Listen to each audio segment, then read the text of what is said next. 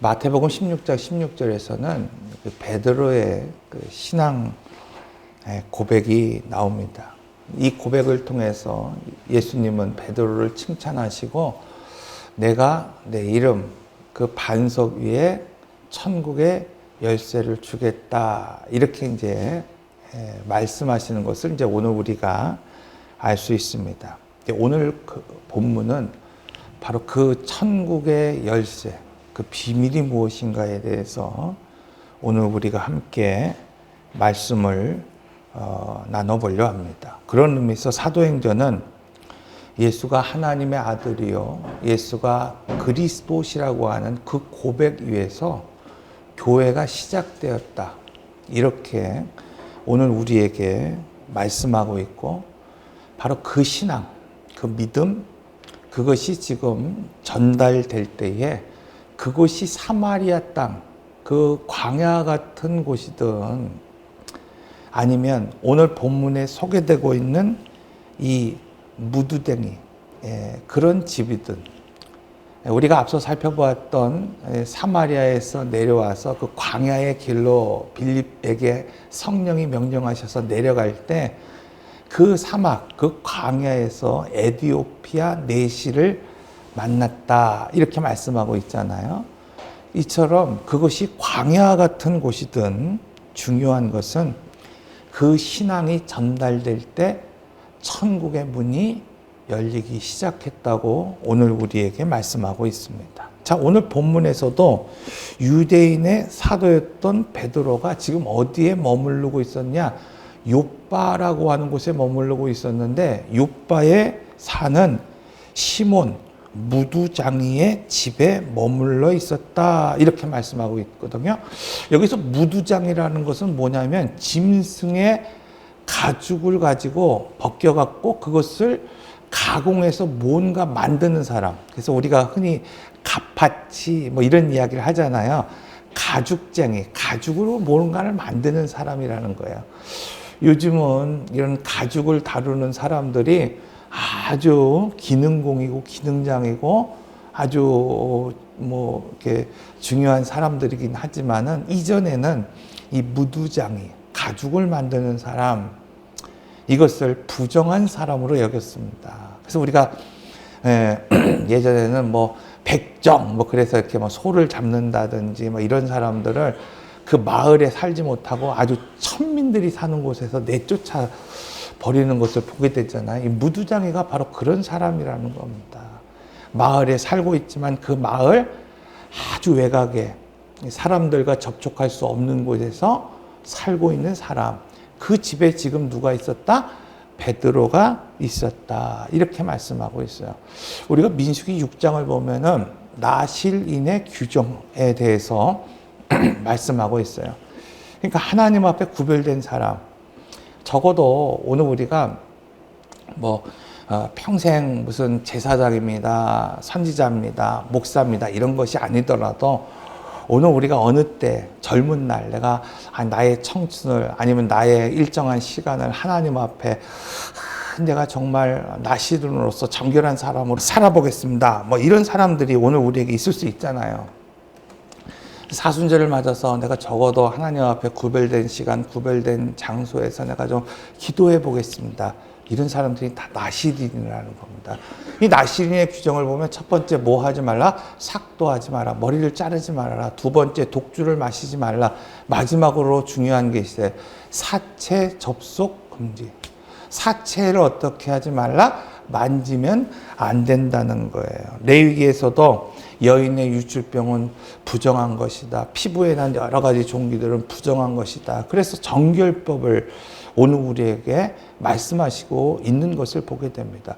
자, 오늘 본문에 나오는 베드로의 그 환상을 보면은 거기에서도 하나님께서 계속해서 뭔가 보자기에 싼 것, 그 네 발 달린 짐승들, 땅에 기는 그것들을 잡아먹으라 명령하셨어요. 그런데 베드로가 이것을 끝까지 부인합니다. 거절합니다. 먹을 수 없다고 말하고 있는 거예요. 왜 그럴까요? 그것이 부정하기 때문입니다. 자, 그러므로 오늘 본문에서 베드로가 지금 이 무두장이 집에 머물렀다. 이 이야기는 무엇인가 하면은 베드로가 복음으로 인해서 유대인의 전통, 유대인의 어떤 그 가지고 있었던 장벽을 어느 정도는 허물어져 있다는 거예요. 그러니까 완벽하진 않아요. 왜냐하면 오늘 본문의 말씀을 보면 하나님께서 정하다고 하시고 깨끗하게 하셨다고 한 것을 그는 먹지 않았거든요. 끝까지 환상 중에서도. 그러니까 완벽하게 뭔가 허물어내지는 않았지만 그럼에도 불구하고 이 정결한 사람이 사도인 이 베드로가 이 무두장이의 집에 머물러 있었다고 하는, 접촉하고 있었다는 것을 보면은 그가 어느 정도는 유대인의 전통을 허물고 있었다는 것을 알 수 있다는 겁니다.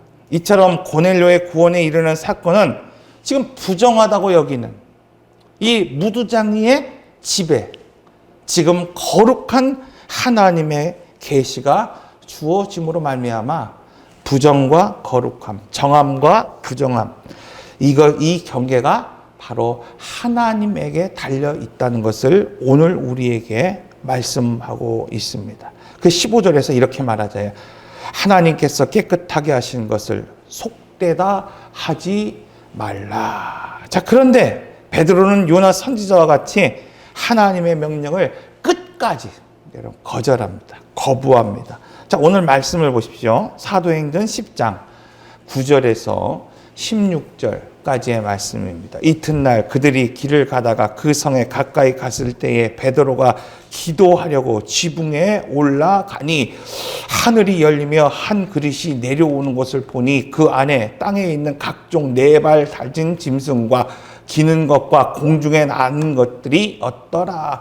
레위기에서 말하는 이 부정한 짐승, 정결한 짐승, 이 경계에 있는, 즉 유대인으로서는 먹을 수 없는 짐승들, 가축들, 그런 것들을 하나님의 보자기에 싸서 베드로에게 지금 보이면서 그것을 잡아 먹으라 하시거늘 베드로가 이르되 주여 그럴 수 없나이다. 자, 베드로가 이르되 주여 그럴 수 없나이다.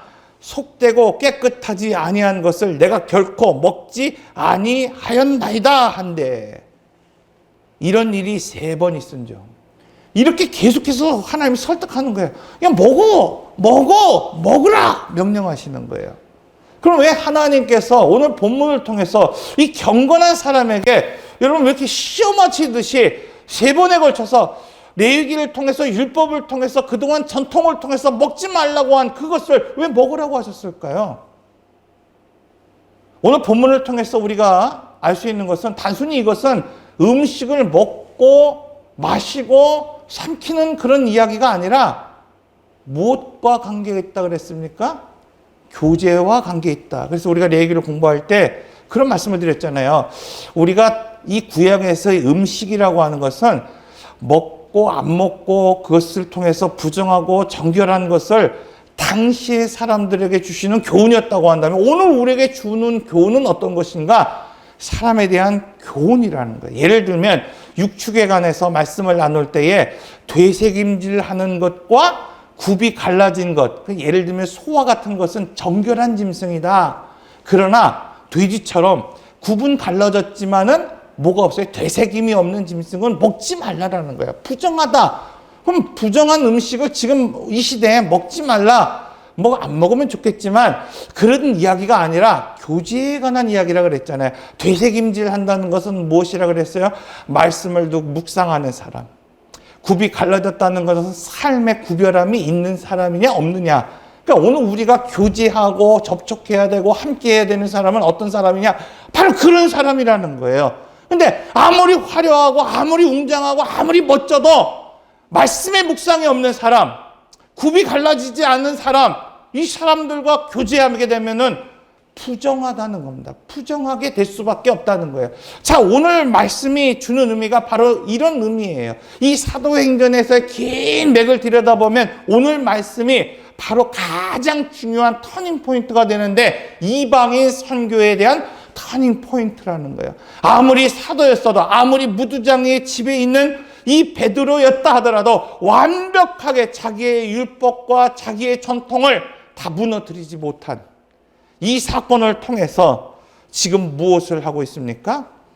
바로 하나님께서 그 일을 하고 계시다는 거예요. 이처럼 베드로는 요나 선지자처럼 하나님이 명령하셨음에도 불구하고 하나님이 환상을 통해서 야 그것을 잡아먹어라 먹어라 명령하셨음에도 불구하고 끝까지 수용하지 않아요. 끝까지 거부하게 됩니다. 그렇다면 여러분 그렇다고 한다면 왜 베드로는 이 하나님의 명령을 거부했을까요? 자기의 신념, 자기의 전통 때문이었어요.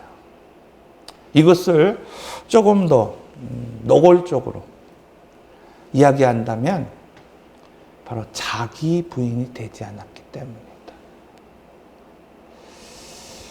우리가 수요기도에서 복음의 내용에 대해서 말씀을 나누면서 구원을 받아도 가죽 옷만 누리는 아담과 같은 구원, 아담과 같은 그런 누림을 받은 사람이 있는가 하면은 하나님께 초점을 맞추고 자기의 관점을 포기한 에녹과 같은 삶을 살았던 누림이 있다 이렇게 말씀하고 있었습니다. 그런데 5천 명을 회심시킨 베드로라 할지라도 하나님의 말씀을 명확하게 인지하고 분명히 알았던 요나와 같은 선지자라 하더라도 자기 부인이 되지 않으면 하나님이 명령하셔도 아무리 하나님께서 오늘 우리에게 명확하게 계시해 주신다 하더라도 거부하는 인생을 살아갈 수밖에 없다는 거예요. 아닙니다, 주님. 정말 제게 말씀만 해주시면, 베드로처럼 뭔가 환상만 보여주시면 제가 정말 그 길 가겠습니다. 오늘 우리가 그렇게 결단할지는 모르겠지만 여러분 막상 하나님이 오늘 우리에게 뭔가 우리의 전통, 우리의 가치관, 오늘 우리가 가지고 있던 어떤 생각을 그 지배하는 것과 다른 초점의 것들을 하나님이 보여주시고 명령하시고 가라하시면 오늘 우리는 요나처럼 거부할 때가 있다는 거예요. 왜? 내 신념에 맞지 않아요. 내 가치관에 맞지 않아요. 내 감정에 맞지 않아요. 그 거부하는 거예요. 그것이 하나님의 명령이라 하더라도 그 길을 향하여 나가지 않는다는 겁니다. 출애굽기 1세대 이스라엘 백성들이 홍해를 건너 약속의 땅으로 나아갈 때 사명을 거부합니다. 사명을 거절하는 거예요. 이것은 단지 하나님이 가라시는 곳을 내가 가지 않겠습니다. 아니 하나님 이 길만 있는 게 아니잖아요. 이 길도 있잖아요. 저 길도 있잖아요. 다른 길도 있잖아요. 지금 다른 길로 가고 안 가고에 대한 문제가 아니라는 거예요. 여러분 우리가 인생을 살아갈 때 하나님이 오늘 우리에게 향하신 그 길이 있어요. 인생의 여정이 있습니다. 그런데 하나님이 오늘 우리에게 명령하시는 거예요. 야, 그것은 내가 너에게 준 기업이다. 그런데 이스라엘 백성들의 열정탐꾼이 뭐라고 고백하고 있는 겁니까? 아, 하나님 주시는 그 땅은 적과 꿀이 흐르는 땅이라는 건 나 알고 있습니다. 그런데 그곳에서는 안악자손이 있고 넘지 못할 성이 있고 거대한 사람들이 있습니다. 오늘 우리는 메뚜기 같습니다. 메뚜기 같은 거예요. 초라한 거예요. 내가 가야 할 그곳이 초라한 것 같기도 하고 내가 가는 그 길이 창대한 것 같기도 하고 내가 넘을 수 없는 것 같기도 하는 거예요. 그래서 뭐 하는 거예요? 내 다른 길로 가겠다는 겁니다. 거부하는 겁니다. 거절하는 거예요. 여러분 이것을 뭐라 그랬습니까? 하나님이 오늘 우리를 위하여 준비하신 그 길. 하나님이 엿새 동안 오늘 우리를 위하여 준비하신 그 모든 것을 거부하는 것이다. 안식을 거부하는 것.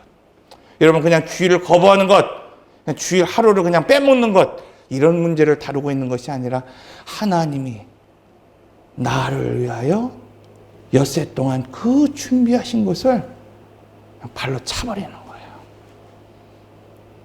하나님이 그 하나님의 아들 독생하신 그 예수 그리스도를 나를 속량하시기 위하여 이 땅에 보내시고 십자가에 달려 죽이시기까지 오늘 우리를 사랑하셨는데 그 하나님의 구속의 은혜를 발로 차버리는 거예요. 그래서 성경은 이런 사람을 먹다 죽은 인생이다라는 거야. 이스라엘 1세대들처럼 구원을 받았을지는 모르겠지만 그냥 구원 그 자체만이 나의 누림이고 가죽 옷 그 자체만이 나의 누림이라는 거야. 하나님이 오늘 우리에게 보여주신 그 초점을 맞추려고 하는 의지도 노력도 이야기도 없는 인생이라고 말하고 있습니다. 그럼에도 불구하고 오늘날 이 선지자 요나와 같이 사도 베드로와 같이 살아가는 사람들이 얼마나 많이 있는지 모릅니다. 믿음이 없어서가 아닙니다. 부르심이 없어서도 아닙니다. 자기의 신념 때문에 그래요. 자기의 신념. 자기가 생각하고 있는 성공은 이것인데 일로 부르시는 거예요. 자기가 생각하고 있는 어떤 꿈과 이상은 여기인데 하나님이 여기로 부르시는 거예요. 그래서 거절하는 겁니다. 믿음이 없어서가 아닙니다. 자기를 부인하지 못하기 때문에 그렇습니다. 그래서 하나님 앞에 초점을 못 찾는 거예요. 우리가 수요 기도회 때 그런 말씀을 드렸잖아요. 에녹, 하나님과 360년 동안 동행했다는 그 의미가 뭘까? 자기를 부인하는 360년의 시간이 있었다는 거예요. 그게 나의 이야기고 나의 스토리예요. 근데 오늘 우리는 하나님 말씀해 주세요.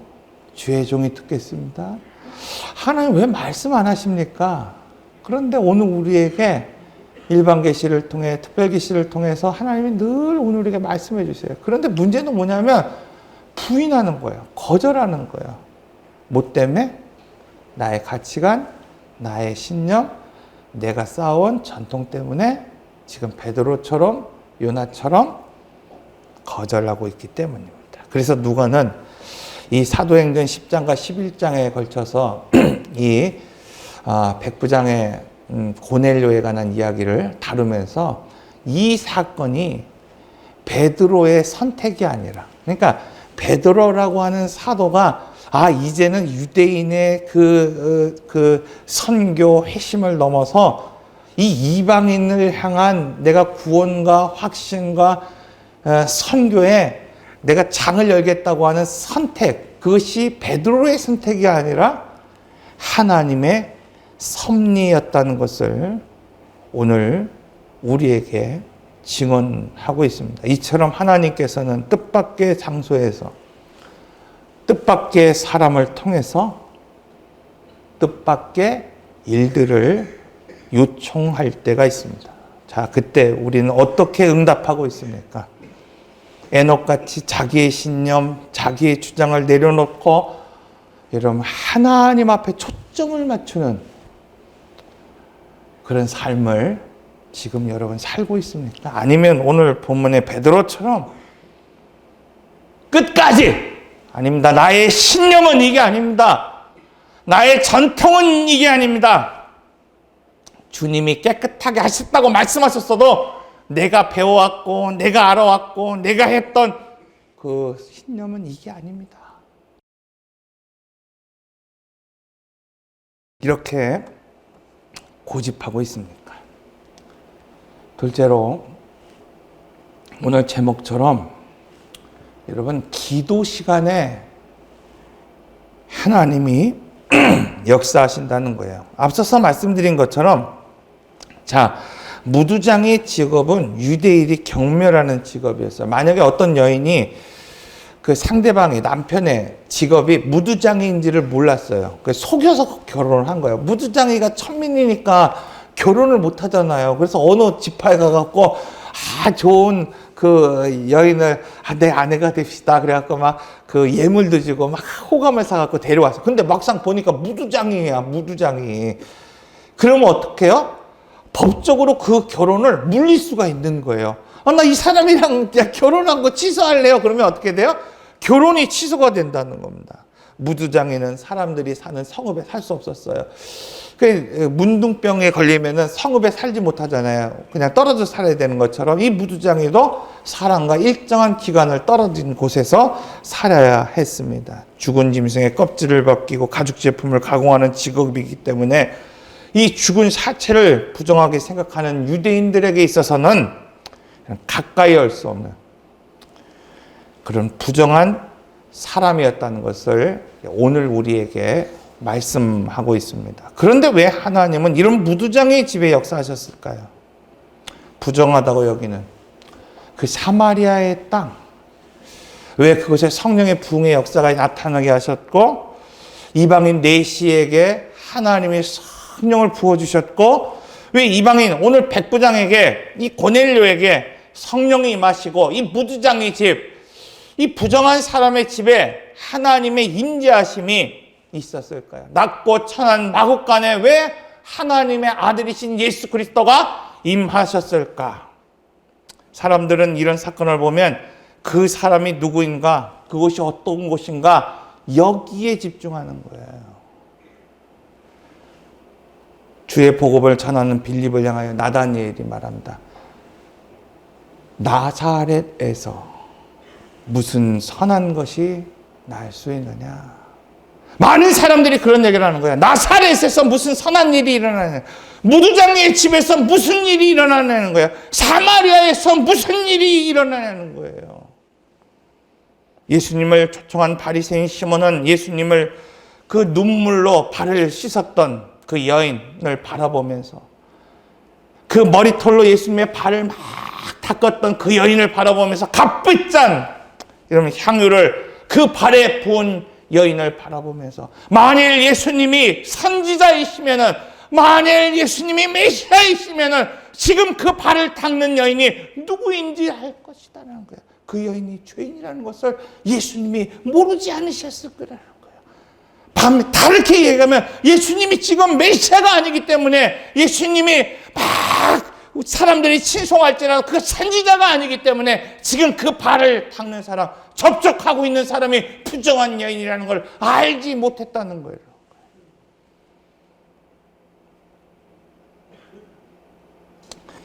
사랑하는 성도 여러분, 오늘 우리가 주목해야 되는 것은 그곳이 나사렛이냐, 그 사람이 무두장이냐, 이방인이냐, 이게 중요한 것이 아니에요. 오늘 본문을 보면 이방인 고넬료 그리고 유대인 사도 베드로가 환상을 보았을 때 정한 기도 중에 환상을 보았다고 말씀하고 있어요. 이처럼 하나님은 천국 문이 열리기 위해서 기도하는 사람이 필요하다는 겁니다. 기도하는 시간이 어떻게 해요? 쌓여야 된다고 오늘 우리에게 말씀하고 있어요. 고넬료는 비록 이방인이었지만 지속적인 기도와 구조의 활동을 통해 하나님의 은혜를 입은 사람이었어요. 여러분, 이방인이었지만 에티오피아 내시는 말씀에 대한 목마름이 있었어요. 이사야서를 읽으면서 거기 나오는 어린 양이 누구인가에 대한 목마름이 있었다는 거예요. 오늘 나오는 백부장도 경건한 기도 생활과 구제의 삶을 살았다고 말씀하고 있습니다. 이처럼 이방인이어도 기도의 때가 차면 율법으로 사로잡힌 베드로라 하더라도, 그것이 부정한 무두장의 집이다 하더라도 하나님이 역사하시는 거예요. 하나님이 임재하시고 하나님이 이끌어 내신다고 말씀하고 있습니다. 이것이 은혜입니다. 여러분, 그렇다고 한다면 기도는 뭘까? 우리는 어떻게 기도해야 될까? 여러분, 기도는 랄랄랄랄랄라, 얼마나 내가 유창하게 방언을 했느냐, 얼마나 내가 유창하게 기도했느냐, 이것이 중요한 게 아닙니다. 누가복음 18장 10절 이하에서 두 사람이 기도하러 성전에 올라가니 하나는 바리새인이요 하나는 세리라. 바리새인은 서서 따로 기도하여 이르되, 서서 그 길 한복판에 사람들이 오고 가는 그곳에서 기도하고 있다는 거예요.